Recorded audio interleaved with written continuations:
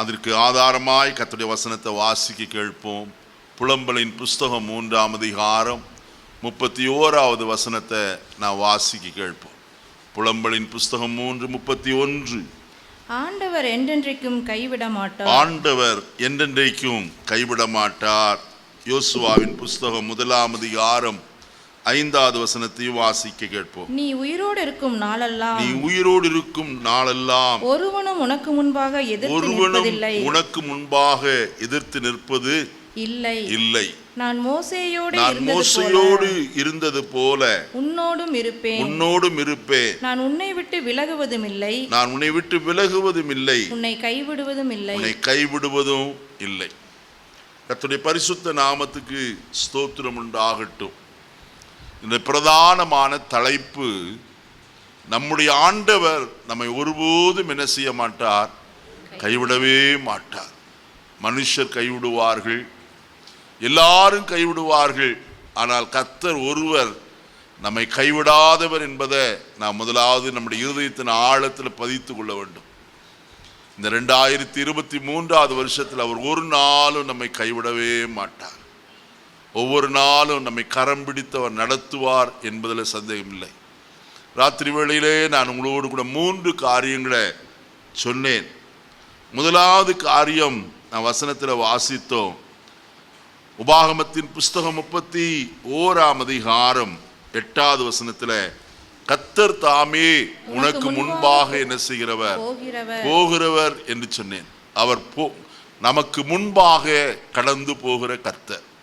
2வது காரியம் வசனத்தில் வாசித்தோம். 6வது வசனம், கர்த்தர் தாமே உன்னோடே கூட வருகிறார். அவர் கூடவே வருகிற தேவனாய் காணப்படுகிறார். அங்கே யோசுவாவின் புஸ்தகம் 1ஆம் அதிகாரம் 5வது வசனத்தில் வாசித்தோம், நான் மோசையோடு இருந்தது போல உன்னோடும் இருப்பேன். நான் உன்னை விட்டு விலகுவதும் இல்லை, உன்னை கைவிடுவதும். அப்ப பாருங்கள், முன்னேயும் கடந்து போகிறார்.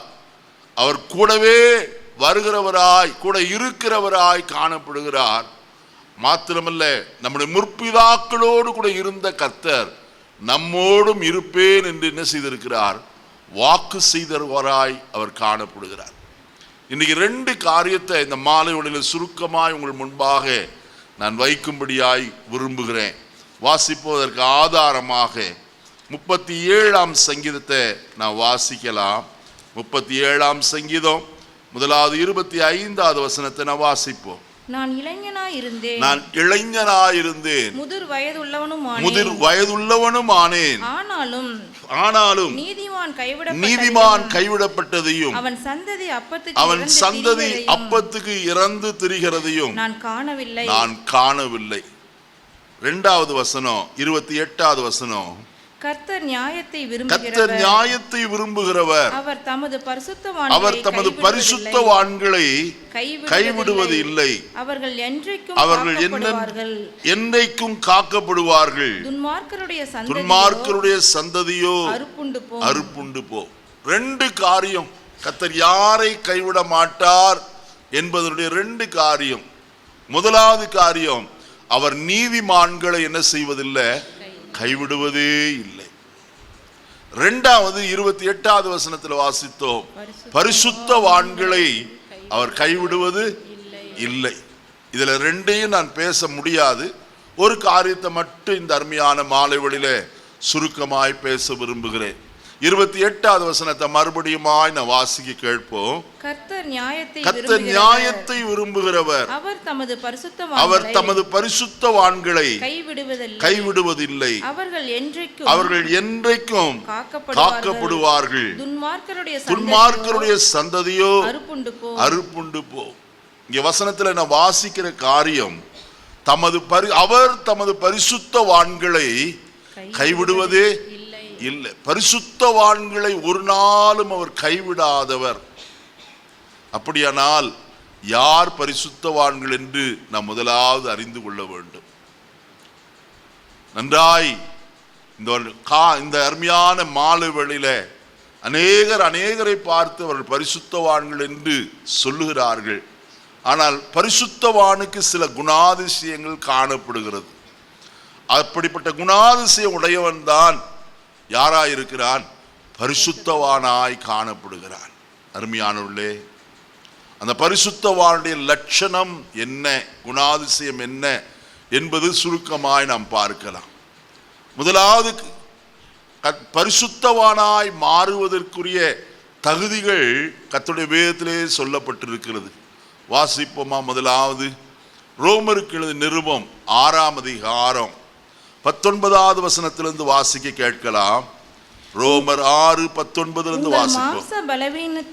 உங்கள் மாம்ச பலவீனத்தின் நிமித்தம் மனுஷர் பேசுகிற பிரகாரமாய் பேசுகிறேன். அக்கிரமத்தை நடப்பிக்கும்படி முன்னே நீங்கள் உங்கள் அவயவங்களை அசுத்தத்திற்கும் அக்கிரமத்திற்கும் அடிமைகளாக ஒப்பு கொடுத்தது போல இப்பொழுது பரிசுத்தமானதை நடப்பிக்கும்படி உங்கள் அவயவங்களை நீதிக்கு அடிமைகளாக ஒப்பு கொடுங்கள்.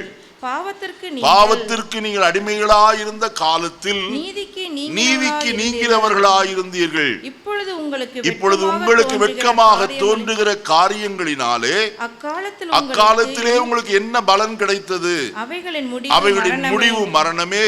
இப்பொழுது நீங்கள் பாவத்தினின்று விடுதலையாக்கப்பட்டு தேவனுக்கு அடிமைகளானதினால் பரிசுத்தமாகுதல் உங்களுக்கு கிடைக்கும் பலன் முடிவோ நித்திய ஜீவன் என்று எழுதப்பட்டிருக்கிறது. இங்கே சொல்லப்பட்ட காரியம் 22வது வசனம் தான். இப்பொழுது நீங்கள் பாவத்தினின்று விடுதலையாக்கப்பட்டு தேவனுக்கு அடிமைகளானதினால் உங்களுக்கு என்ன கிடைக்கிறது? பரிசுத்தம் கிடைக்கிறது. பாவத்தை விட்டு தேவனை ஏற்றுக்கொள்ளும் போது ஒரு மனுஷன் யாராய் மாறுகிறான்? பரிசுத்தவானாய் மாறுகிறான். 1 கொரிந்தியர் 6ஆம் அதிகாரம் 11வது வசனத்தை வாசிக்கிற வழியில, உங்களில் சிலர் இப்படிப்பட்டவர்களாய் இருந்தீர்கள், ஆயினும் கர்த்தராகிய இயேசுவின் நாமத்தினாலும் நமது தேவனுடைய ஆவியினாலும் முதலாவது கழுவப்பட்டீர்கள், பரிசுத்தமாக்கப்பட்டீர்கள், நீதிமான்கள் ஆக்கப்பட்டீர்கள் என்று கர்த்தருடைய வேதம் சொல்கிறது. அப்போ கர்த்தர் நம்மை அவர் பாவத்திலே இருந்து விடுதலையாக்கி நம்மை தம்முடைய நாமத்தினாலும் அவருடைய ஆவியினாலும் என்ன செய்திருக்கிறார்? முதலாவது கழுவி இருக்கிறார். இரண்டாவது என்ன செய்திருக்கிறார்? பரிசுத்தவான்களாய் மாற்றி இருக்கிறார். மூன்றாவது அவர்களை நீதிமான்களாய் மாற்றுகிறார் என்று கர்த்தருடைய வேதம் சொல்லுகிறது. அப்போஸ்தலனாகிய பவுல் 1 கொரிந்தியர் 1ஆம் அதிகாரத்தில் சொல்லும் போது நிருபத்தை இவ்விதமாய் சொல்லுகிறார். வாசிப்போமா? 1 அதிகாரம் 2வது வசனத்தை வாசிப்போம். கொரிந்துவிலே கிறிஸ்து இயேசுவுக்குள் பரிசுத்தமாக்கப்பட்டவர்களாயும் பரிசுத்தவான்களாகும்படிக்கு அழைக்கப்பட்டவர்களுமாயிருக்கிற தேவனுடைய சபை. எதற்கு அழைக்கப்பட்டிருக்கிறோம்? பரிசுத்தவான்கள் ஆகும்படிக்கு நாம் என்ன செய்யப்பட்டிருக்கிறோம்? அழைக்கப்பட்டிருக்கிறோம். நம்முடைய அழைப்பை நன்றாய் நாம் கவனித்துக் கொள்ள வேண்டியது அவசியமான ஒரு காரியம். எபேசியருக்கு நிருபத்திலே நான் வாசிக்கும் போது அங்கே கர்த்தருடைய வசனம் இப்படியாய் சொல்லப்பட்டிருக்கிறத நாம் பார்க்கலாம். வாசிப்போமா? 4ஆம் அதிகாரம் 1 வசனம். ஆதலால் கர்த்தர் நிமித்தம் கட்டுண்டவனாகிய நான் உங்களுக்கு சொல்லுகிற புத்தி என்னவெனில், நீங்கள் அழைக்கப்பட்ட அழைப்புக்கு பாத்திரவான்களாய் நடந்து. எப்படிப்பட்ட அழைப்புக்கு பாத்திரவான்களாய்? அழைக்கப்பட்ட அழைப்பு. அப்ப நம்முடைய அழைப்பு எதற்காக அழைத்திருக்கிறார்? பரிசுத்தவான்கள் ஆகும்படிக்கு அழைத்திருக்கிறார். அவர்களுக்கு கொடுக்கப்படுகிற காரியம் என்ன? எபிரேயர் 3ஆம் அதிகாரம் 1 வசனத்தில் வாசிப்போம். இப்படி இருக்க பரம அழைப்புக்கு பங்குள்ளவர்களாகிய பரிசுத்த சகோதரரே. பாத்தீங்களா? அப்ப பரிசுத்தவான்களாகும்படி அழைக்கப்பட்ட அழைப்பு எப்படிப்பட்ட அழைப்பாம்? பரம அழைப்பு. இது உலகத்திலே அழைக்கப்படுகிற அழைப்பு அல்ல. இட் இஸ் எட்டர்னல் கால், ஒரு டிவைன் கால் என்று தான் சொல்ல வேண்டும். பரிசுத்த அழைப்பு. அந்த பரிசுத்த அழைப்புக்கு அழைக்கப்பட்டிருக்கிற சகோதரரே, வசனம் சொல்கிறது, நாம் அறிக்கை பண்ணுகிற அப்போஸ்தலரும் தீர்க்கதரிசியுமான பிரதான ஆசாரியருமாய் இருக்கிற கிறிஸ்து இயேசுவை என்ன செய்யுங்கள்? கவனித்து பாருங்கள். நாம் பரிசுத்தவான்கள் ஆகும்படிக்கு அழைக்கப்பட்டோம். அது பரம அழைப்பு. ஆனால் ஒன்று செய்ய வேண்டும், கவனித்து பார்க்க வேண்டும். யாரை? மனுஷரை அல்ல. இன்றைக்கு அநேகர் இடறி போவதற்கு காரணம் மற்ற மனுஷரை பார்க்கிறார்கள். அந்த ஊழியக்காரன், இந்த ஊழியக்காரன், அந்த விசுவாசி, இந்த விசுவாசி அல்ல. நாம் கவனித்து பார்க்க வேண்டிய ஒரே ஒரு நபர், அங்க வசனத்தில் எழுதப்பட்ட வார்த்தையின்படி நாம் அறிக்கை பண்ணுகிற அப்போஸ்தலரும் பிரதான ஆசாரியருமாயிருக்கிற இயேசு கிறிஸ்துவை கவனித்து பாருங்கள். அவரை கவனித்து பார்த்தால் நான் ஒரு நாளும் என்ன செய்ய மாட்டோம்? இடறல் அடையவே மாட்டோம். நம்முடைய ஓட்டத்தில் சரியாய் ஓடுகிறவர்களாய் நாம் காணப்படுவோம். அருமையானவர்களே, இன்றைக்கு அநேகர் நன்றாய் போதித்து கொண்டிருந்த அநேகர், சத்தியத்தை போதித்து கொண்டிருந்த அநேகர் சத்தியத்தை விட்டு வழுவி வேறு காரியங்களை போதிக்கிறவர்களாய் காணப்படுகிறார்கள். அருமையானவர்களே, நித்தியத்தை குறித்த போதனைகள், வருகையை குறித்த போதனைகள் இன்றைக்கு குறைந்து போயிருக்கிறது. ஆனால் ஒன்று, நாம் கர்த்தருடைய ராஜ்யத்திற்காய் பரிசுத்தவான்கள் என்று அழைக்கப்படுகிறவர்களாய் காணப்படுகிறோம். அப்ப இயேசுவை கவனித்து பாருங்கள். இயேசுவை கவனித்து பார்த்தால் என்ன? அதுக்கு ஒரு உதாரணத்தை நான் சொல்லுகிறேன். நம்முடைய ஆண்டவராய் இயேசு கிறிஸ்து இந்த உலகத்தில் இருந்த போது அவர் மலைப்பிரசங்கத்தில் இவ்விதமாய் சொன்னார், ஆகாயத்து பட்சிகளை கவனித்து பாருங்கள். ஏன் கவனித்து பாருங்கள்?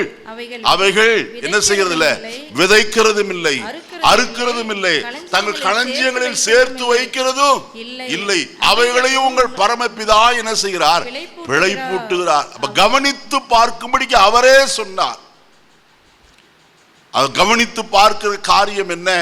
அது விதைக்கிறது இல்லையாம், அறுக்கிறது இல்லையாம், அது களஞ்சியத்தில் சேர்த்து வைக்கிறதும் இல்ல. இயேசுவை கவனித்தால் என்ன? இயேசுவை கவனிக்கும் போது ஒரு காரியத்தை நன்றாய் அறிந்து கொள்ள வேண்டும்.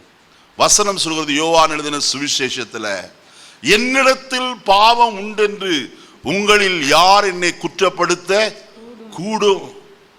யார் என்னை குற்றப்படுத்த கூடும்? அருமையானவர்களே, அவரிடத்தில் எந்த குற்றமும் குறைவுகளும் இல்லவே இல்லை. அவரை குறித்து அப்போஸ்தலனாகிய பவுலடியார் 2 கொரிந்தியர் 5ஆம் அதிகாரம் 21வது வசனம் கடைசி வசனத்தில் இவ்விதமாய் சொல்லுகிறார், நாம் அவருக்குள் தேவனுடைய நீதியாகும்படிக்கு பாவம் அறியாத அவரை நமக்காக என்ன செய்தாராம்? பாவமாக்கினார். அப்ப கிறிஸ்துவை கவனித்து பார்த்தால் முதலாவது நமக்கு வெளிப்படுகிற காரியம் என்ன? அவரிடத்தில் யாதொரு குற்றமும் குறைவும் இல்லை. அவரே சாட்சி சொல்லுகிறார். இங்க வசனம் சொல்லுகிறது, அப்போஸ்தலனாகிய பவுல் சொல்லுகிறார், நமக்கு தேவனுடைய நீதியாகும்படிக்கு பாவம் அறியாதவர். முதலாவது காரியம், இயேசு பாவத்தை அறியாதவராய் காணப்பட்டார். இரண்டாவது காரியம், 1 பேதுரு 2ஆம் அதிகாரம் வாசிப்போமா? 1 பேதுரு 2ஆம் அதிகாரத்திற்கு வருவோம். அங்கே கர்த்தருடைய வசனம் விதமாய் சொல்லுகிறது. 22வது வசனம், 21, 22 வாசிங்க. இதற்காக நீங்கள் அழைக்கப்பட்டும் இருக்கிறீர்கள், ஏனெனில் கிறிஸ்துவும் உங்களுக்காக பாடுபட்டு நீங்கள் தம்முடைய அடிச்சுவடுகளை தொடர்ந்து வரும்படி உங்களுக்கு மாதிரியை பின் வைத்து போனார். அவர் பாவம் செய்யவில்லை. பாவம் அறியாதவர், பாவம் செய்யாதவர். மூன்றாவது காரியத்தை பாருங்கள். அப்போஸ்தலனாகிய யோவான் தன்னுடைய நிருபத்திலே சொல்லும் போது இவ்விதமாய் சொல்லுகிறார். வாசிப்போமா? 1 யோவான் 3ஆம் அதிகாரம் 6வது வசனத்தை, 5வது வசனத்தை வாசிப்போம். அவர் நம்முடைய பாவங்களை சுமந்து தீர்க்க வெளிப்பட்டார் என்று அறிவீர்கள். அவரிடத்தில் பாவம் இல்லை. பிலாத்து சொல்லுகிறார் அவரை குறித்து, இவர் நீதிமானாயிருக்கிறார், இவரிடத்தில் யாதொரு குற்றமும் நான் என்ன செய்யேன் அறியேன் என்று சொல்லுகிறார். அருமையானே, பாவத்தை அறியாதவர், பாவம் செய்யாதவர், பாவம் அவரிடத்தில் காணப்படவில்லை. அப்படிப்பட்ட மகா பரிசுத்தவானாகி அவரை நாம் கவனித்து பார்க்க வேண்டியது அவசியம். ஆகையினாலே இந்த உலகத்தில் காணப்படுகிற எல்லா மனுஷரும் மாயையானவர்கள் தான்.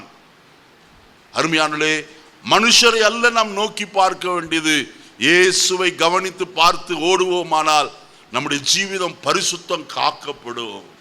அப்ப பரிசுத்தவானுடைய லட்சணம் என்ன? ஏசாயா தீர்க்கதரிசியின் புஸ்தகம் 4ஆம் அதிகாரத்திற்கு வருவோம்.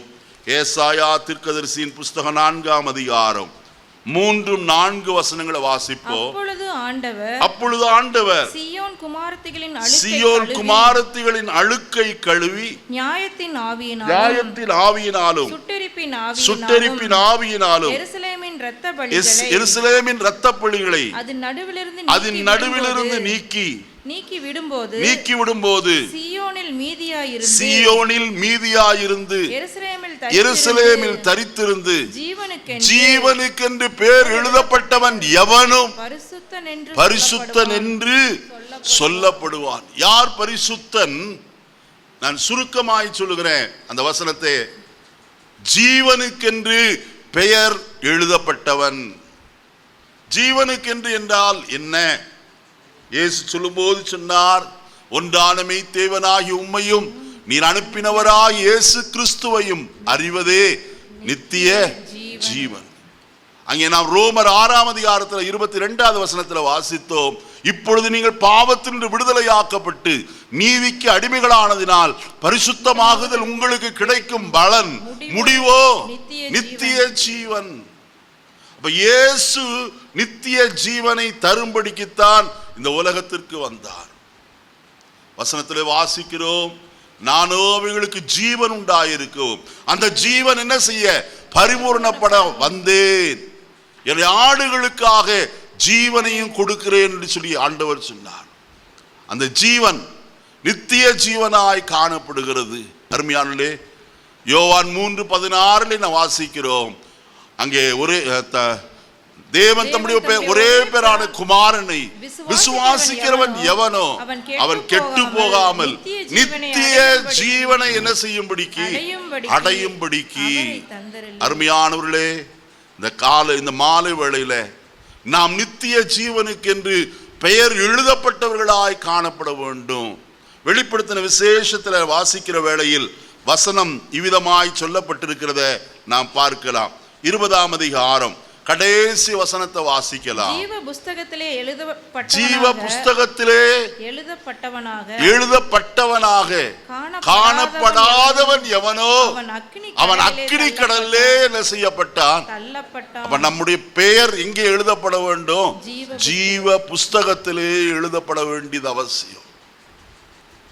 அருமையான சங்கீதக்காரன் 69ஆம் சங்கீதத்தில் இவ்விதமாய் சொல்லுகிறத நாம் பார்க்க முடியும்.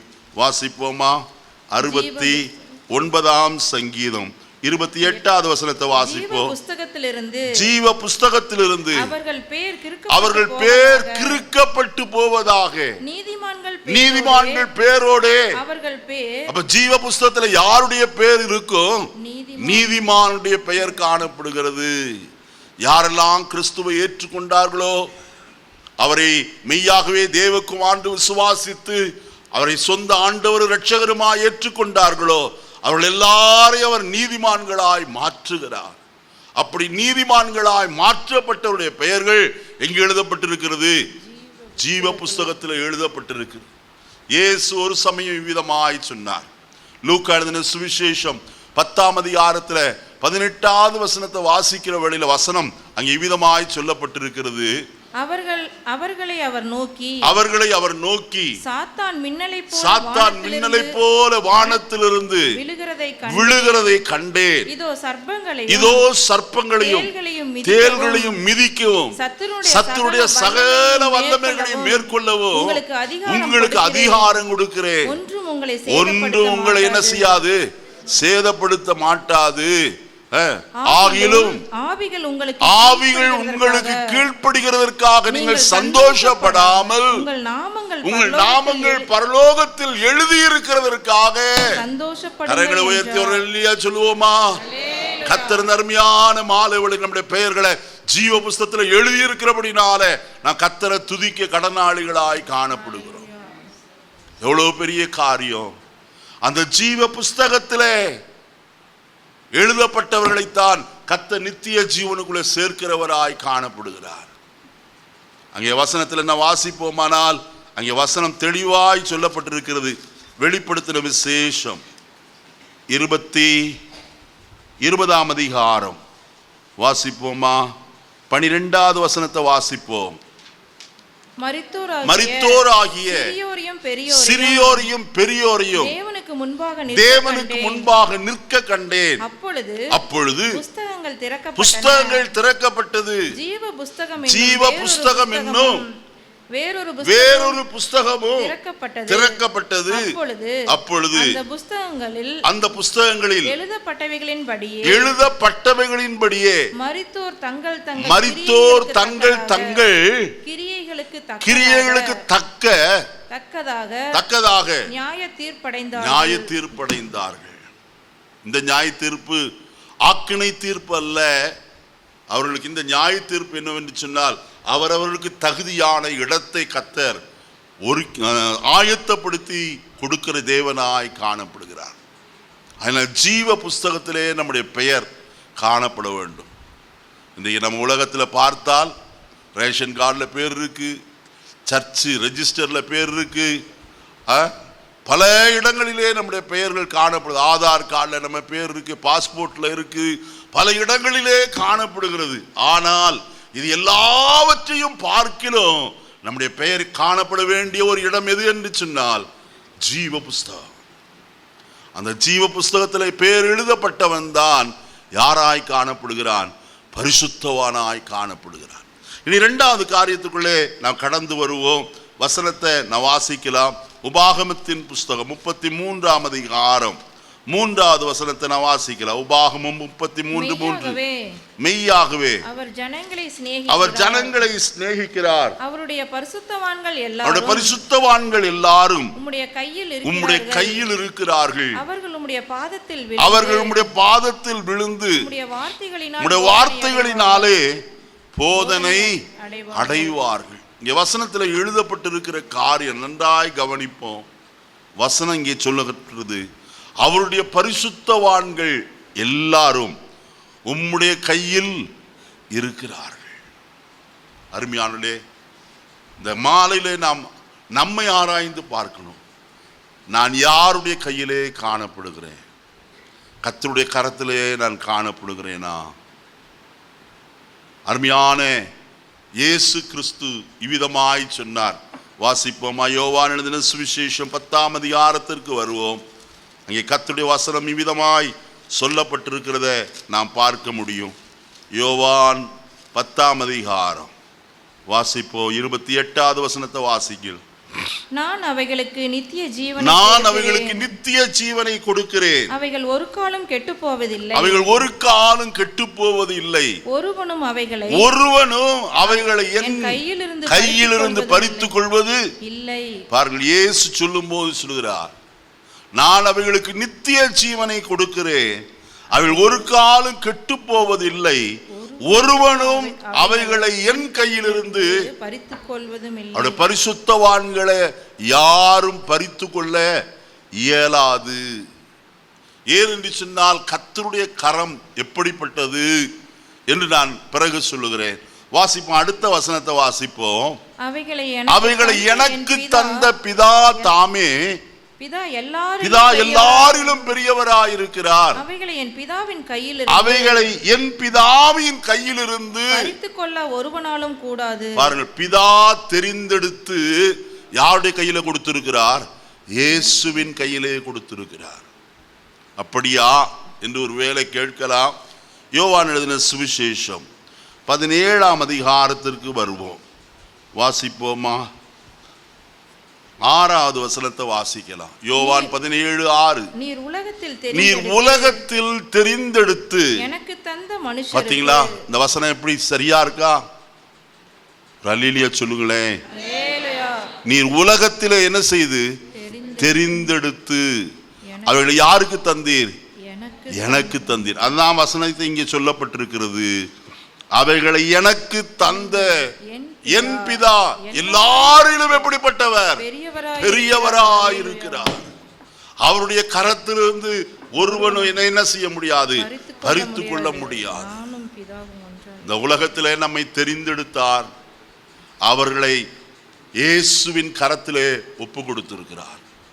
இயேசு சொல்லும் போது அதே 17ஆம் அதிகாரத்தில் வாசிப்பீர்களானால் அவர்களை குறித்து சொல்லப்பட்டிருக்கிறது, அவர்கள் என்னுடையவர்களாயிருக்கிறார்கள்.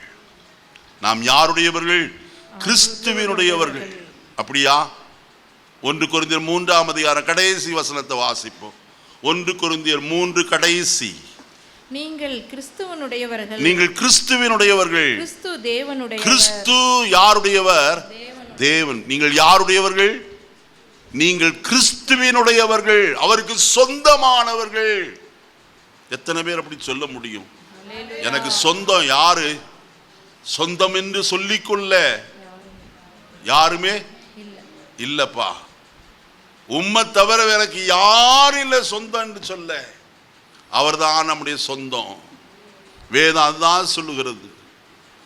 அவருக்கு சொந்தமானவர்கள் அவருடைய நாமத்தின் புகழ்ச்சிக்காக என்ன செய்யப்படுவார்களாம்? மீட்கப்படுவார்கள் என்று நாம் கர்த்தருடைய வசனத்தில் வாசிக்கலாம்.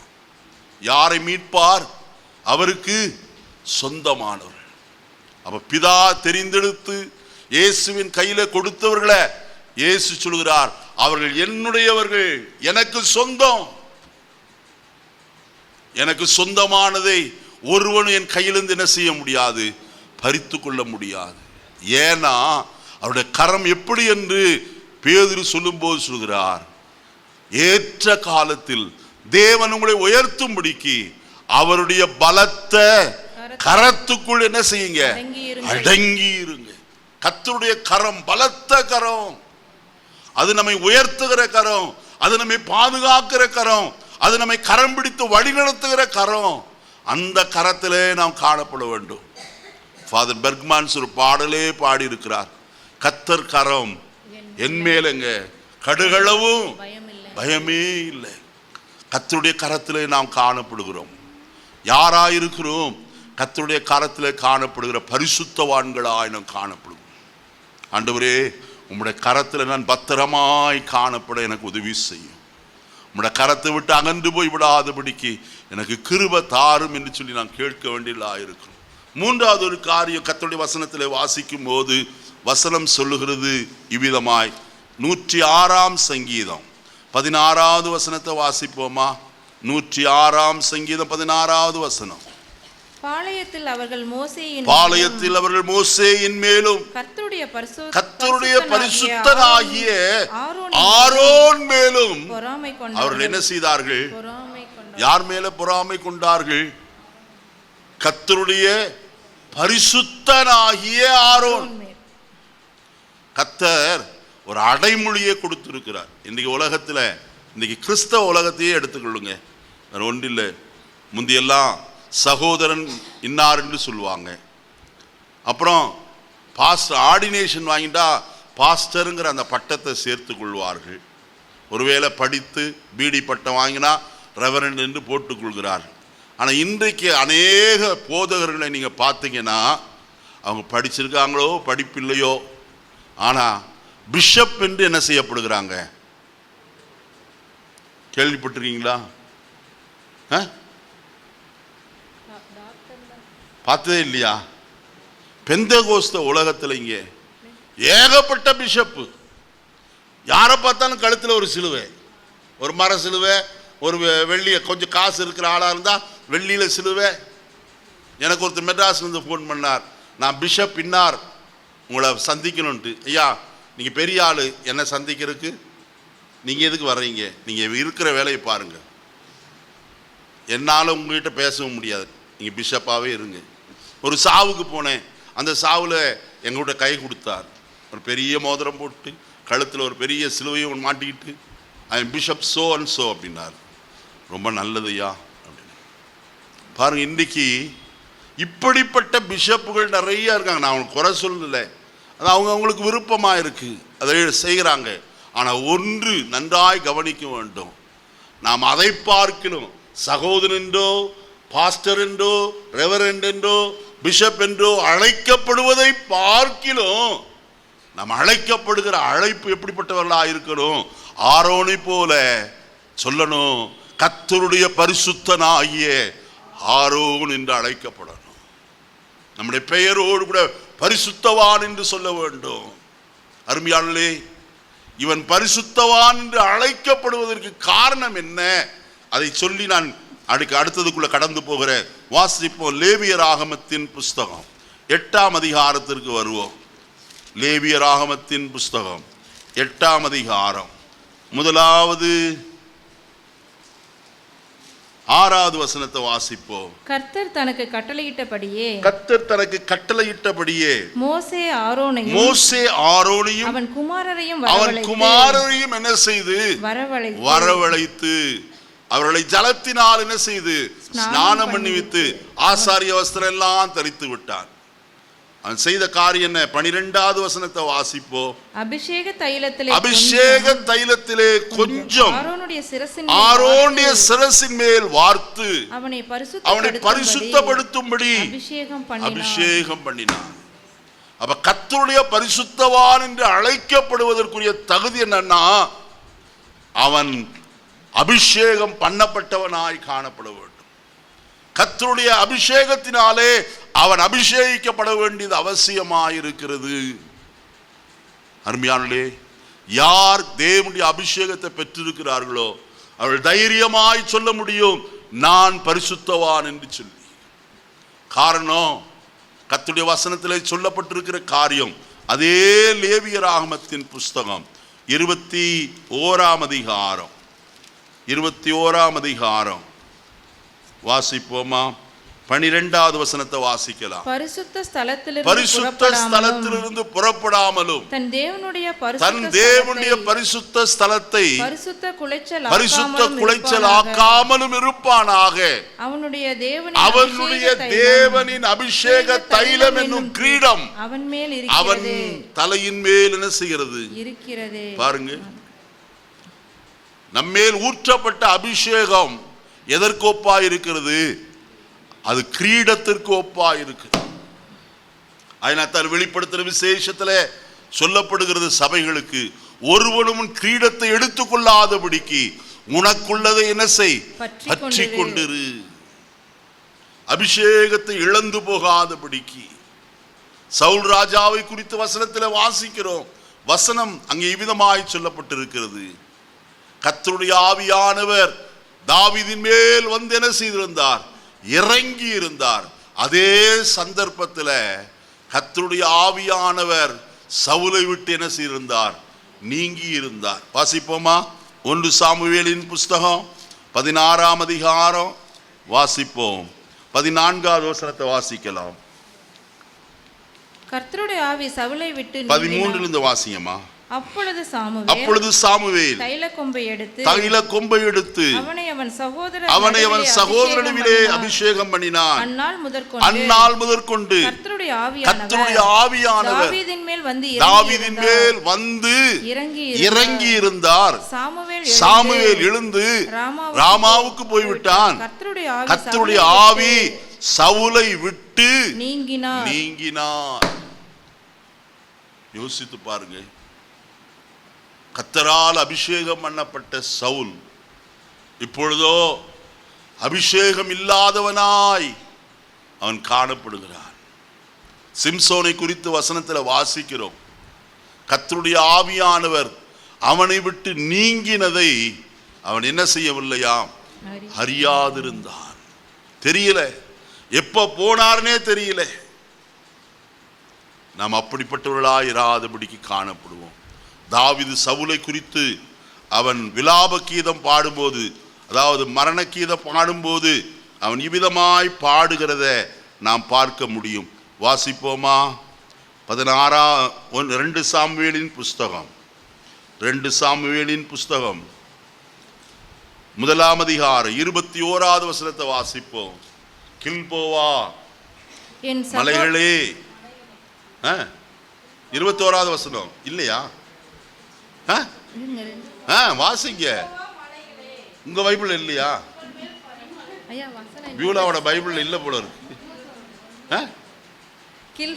இருக்காமா? அப்ப வாசிங்க. கில்போவா மலைகளே, உங்கள் மேல் பனியும் மழையும் பெய்யாமலும் காணிக்கைக்கு ஏற்ற பலன் தரும் வயல்கள் இராமலும் போவதாக. அங்க பராக்கிரமசாலியுடைய கேடயம் அவமதிக்கப்பட்டது.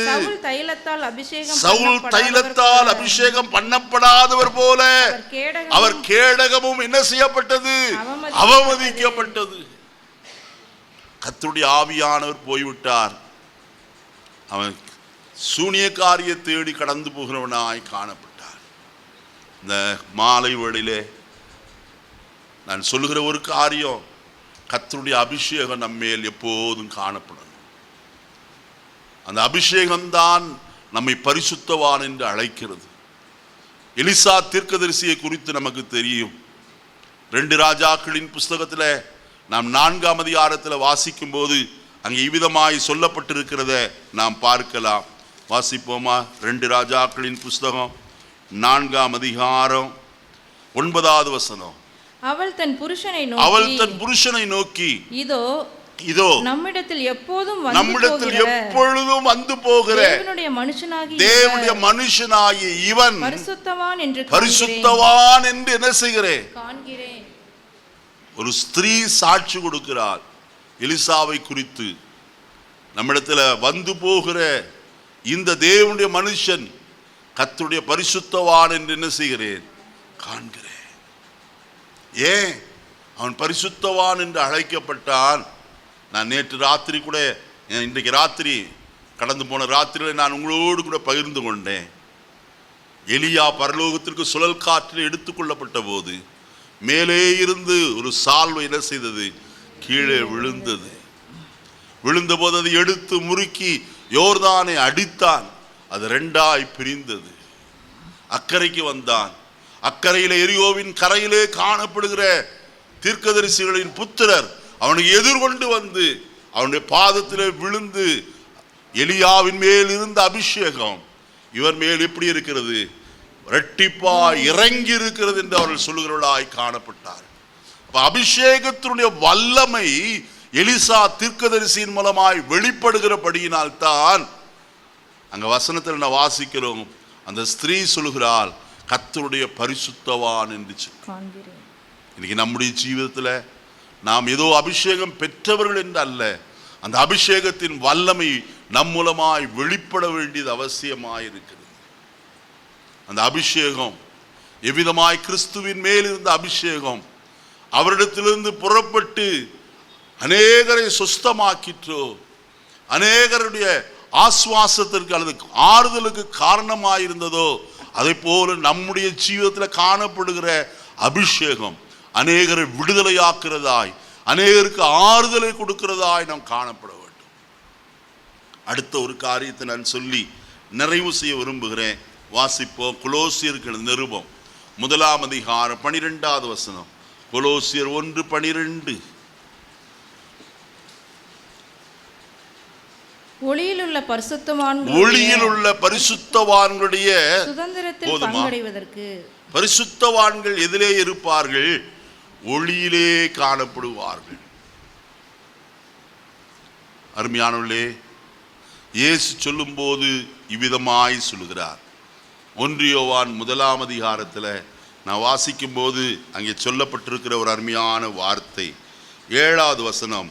அவர் ஒளியில் இருக்கிறது போல நாமும் எப்படிப்பட்டவர்களா இருப்போம்? ஒளியிலே நடந்தால் என்று எழுதப்பட்டிருக்கு. அப்ப ஒளியில் உள்ள பரிசுத்தவான்களுடைய ஜீவிதம் நமக்கு தேவை. அருமையானே, அப்போஸ்தலனாகிய பவுலடியார் தெசலோனிக்க சபையாருக்கு எழுதும் போது நிருபத்தில் இவ்விதமாய் எழுதுகிறார். வாசிப்போமா? தெசலோனிக்கருக்கு எழுதின நிருபம், 1ஆம் நிருபம் 5ஆம் அதிகாரம் 8வது வசனத்தை வாசிப்போம். 5வது வசனத்தை முதல் வாசிப்போம். நீங்கள் எல்லாரும் வெளிச்சத்தின் பிள்ளைகளும் பகலின் பிள்ளைகளுமாய் இருக்கிறீர்கள். நாம் இரவுக்கும் இருளுக்கும் உள்ளானவர்கள் அல்லவே. 8வது வசனம், பகலுக்குரியவர்களாக வெளிச்சத்திற்குரியவர்களாகிய நாமோ தெளிந்தவர்களாயிருந்து விசுவாசம், அன்பு என்னும் மார்க்கவசத்தையும் ரட்சிப்பின் நம்பிக்கை என்னும் தலைச்சீராவையும் தரித்துக் கொண்டிருக்க கடவோம். அப்போ ஒளியில் இருக்கிற பரிசுத்தவான்கள் தரித்திருக்கிற காரியம் என்ன?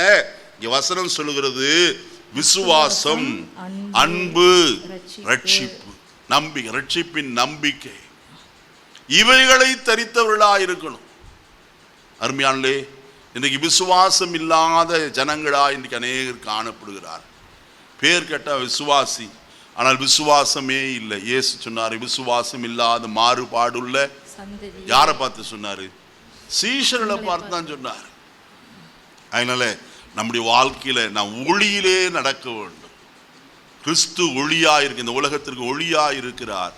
நாமும் அவரோடு சேர்ந்து நடப்போமானால் நம்முடைய வாழ்க்கையில இடரில் இல்லை. அடுத்த ஒரு காரியம், வெளிப்படுத்தின விசேஷம் 20ஆம் அதிகாரம் 5வது வசனத்தை வாசிப்போமா? மரணமடைந்த மற்றவர்கள் அந்த 1000 வருஷம் அளவும் முடியும் அளவும் உயிரடையவில்லை. இதுவே முதலாம் உயிர்த்தெழுதல். முதலாம் உயிர்த்தெழுதலுக்கு பங்குள்ளவன் பாக்கியவானும் பரிசுத்தவானுமாய் இருக்கிறான். அருமையானே, பரிசுத்தவானுக்கு கொடுக்கப்படுகிற ஒரு மேன்மையான காரியம் என்ன? அவன் முதலாம் உயிர்த்தெழுதலுக்கு எப்படிப்பட்டவனாய் இருக்கிறான்?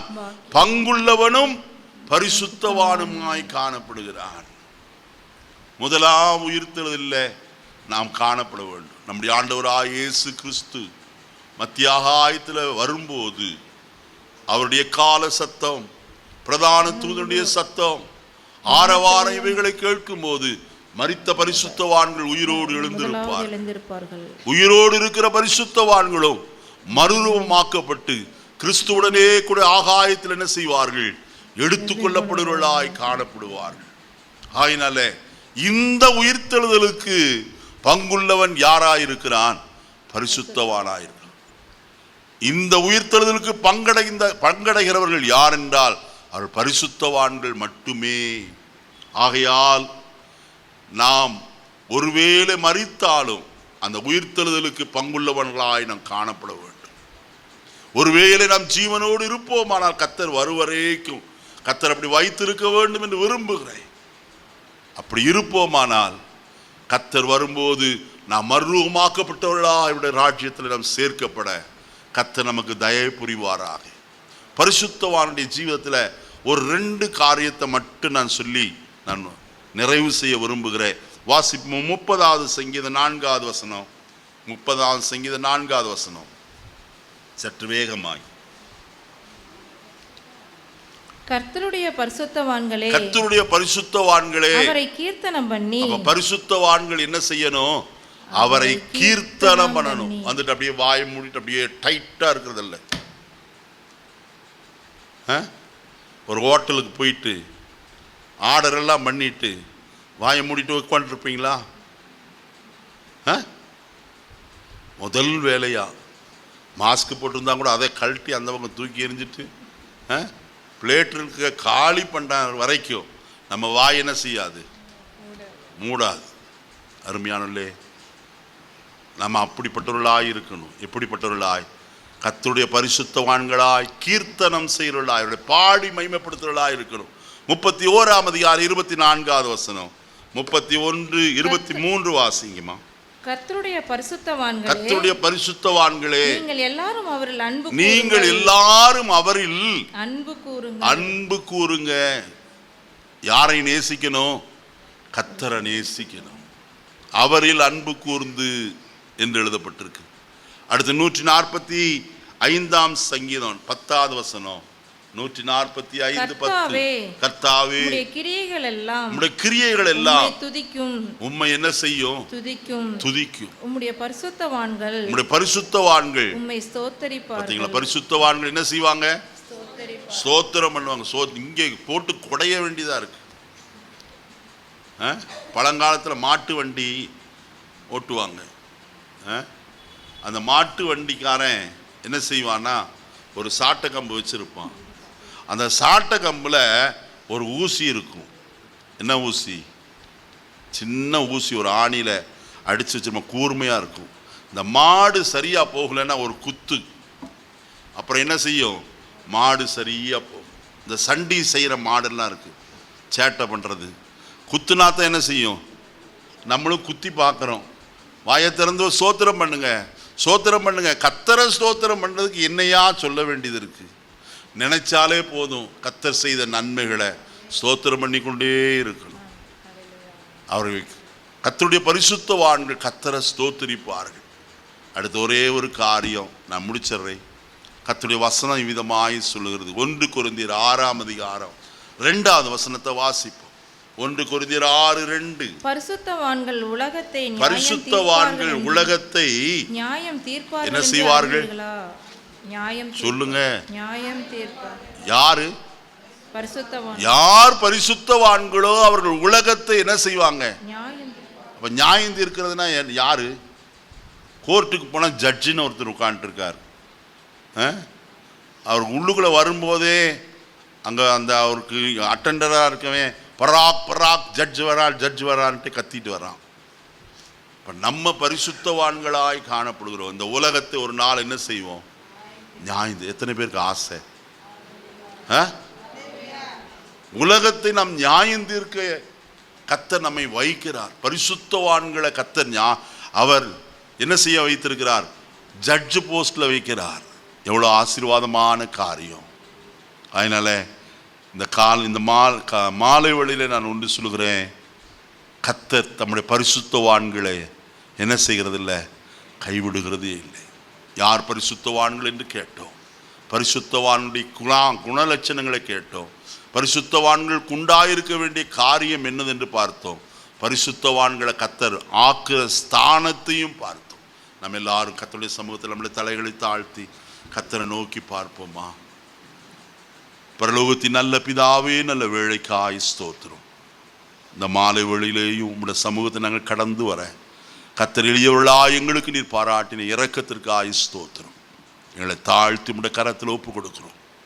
நீர் பரிசுத்தவான்களை ஆண்டவரே நீர் ஐயா கைவிடுகிறது இல்லை என்று நாங்கள் பார்த்தோம்.